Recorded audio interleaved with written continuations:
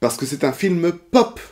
Par là, ce que je veux dire, c'est que le film réunit des figures magistrales de la culture populaire de la fin des années 90 et du début 2000. On y retrouve ainsi Dwayne Johnson, plus connu à l'époque pour son talent sur le ring en tant que The Rock, plutôt que pour son talent d'acteur. Il y a aussi notre tueuse de vampires préférée en la personne de Sarah Michelle Gellar. J'imagine que ton expression n'est pas due au fait qu'il n'y avait plus de caviar chez le traiteur. Justin Timberlake, l'arracheur de robes du Super Bowl. Et il y a même notre Christopher Lambert national. Bref, une belle tripotée d'acteurs, et à cela on peut rajouter une bande originale produite par Moby, et sur laquelle on retrouve également des morceaux de Radiohead, de Muse, du Black Rebel Motorcycle Club, et même des Pixies.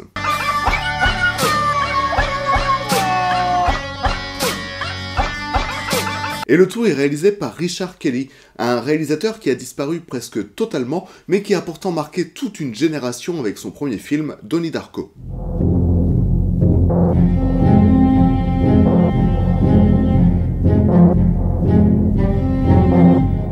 Pourtant, malgré tous ces ingrédients un peu plus alléchants, le film n'a pas fonctionné. Ça marche pas!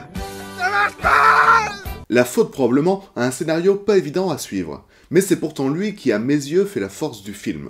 Le pitch est assez simple. Dans un monde futuriste où une pénurie d'essence fait des ravages, un acteur amnésique et une ex-actrice porno écrivent un film apocalyptique. Mais à partir de là, tout part en couille. Le film va vite devenir what the fuck.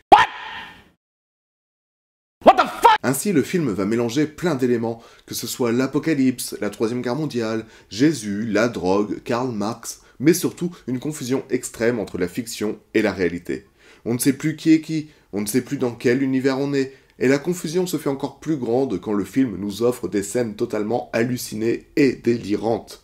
Ce film est un véritable petit bijou qui tente des choses aussi bien visuellement que scénaristiquement, et je trouve ça tellement rare de nos jours que je ne peux que vous le conseiller chaudement. Ne serait-ce que pour se rendre compte qu'il n'y a pas forcément besoin de tout comprendre pour qu'un film soit bon. Putain.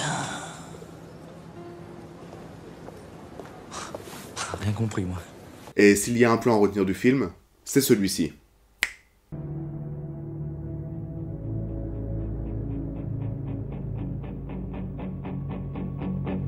I got soul, but I'm not a soldier. I got soul, but I'm not a soldier. I got soul, but I'm not a soldier. I got soul, but I'm not a soldier. I got soul, but I'm not a soldier. I got soul, but I'm not a soldier. I got soul, but I'm not a soldier. I got soul, but I'm not a soldier. I got soul, but I'm not a soldier. I got soul, but I'm not a soldier.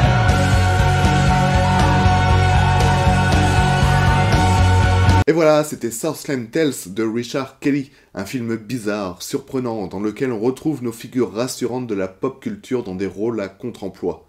Je vous conseille vivement de le regarder si ce n'est déjà fait, et on se retrouve dans 2 semaines pour une analyse un peu plus poussée. Bip!